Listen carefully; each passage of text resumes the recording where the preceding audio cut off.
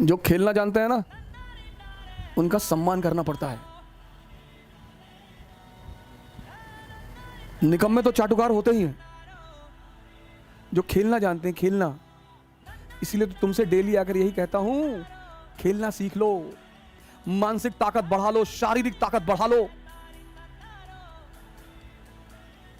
शराब मत पियो, नशा मत करो। अब तुम कहोगे कि तुम तो बहुत पीते थे, दूसरे को काहे मना कर रहे हो? इसीलिए कर रहे हैं कि जब हमको कुछ नहीं मिला तो तुमको भी नहीं मिलेगा।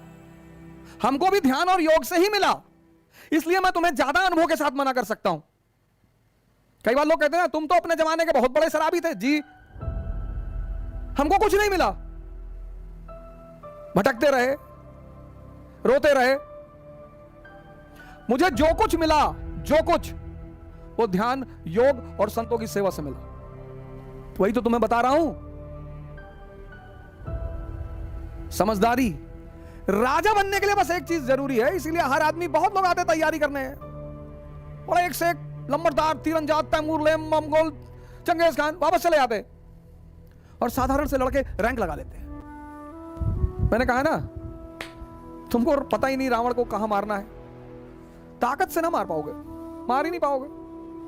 जिस दिन मुसलमान एक बात मानना शुरू करेगा, एक, बहुत सारे मानते भी हैं, कि हमने अपने आप को रिफॉर्म नहीं किया, हमने अपने आप को आधुनिक धारा से जोड़ने की कोशिश नहीं की। विवेकानंद से ज्यादा आधुनिक आदमी कहीं मिलेगा? स्त्री को ले आई यूरोप से अपने साथ, और विवेकानंद से ज्यादा सांस्कृतिक आदमी। कुछ लोग आधुनिकता का मतलब बेवकूफी भी समझते हैं। मैं बेवकूफी की बात नहीं कर रहा हूं।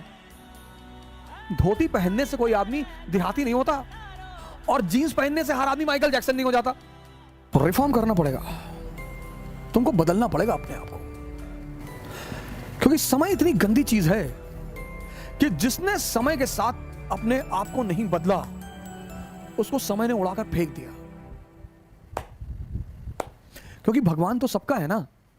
बहुत से लड़के हैं जो नास्तिक हैं, वो आईएएस का सिलेक्शन होता है उनमें, उनका वो राजा बनते हैं, कैपिटलिस्ट बनते हैं, इंडस्ट्रियलिस्ट बनते हैं। तो ये जो लोग मंदिर जाते हैं, डेली मस्जिद जाते हैं, इनको बड़ी टेंशन होती है।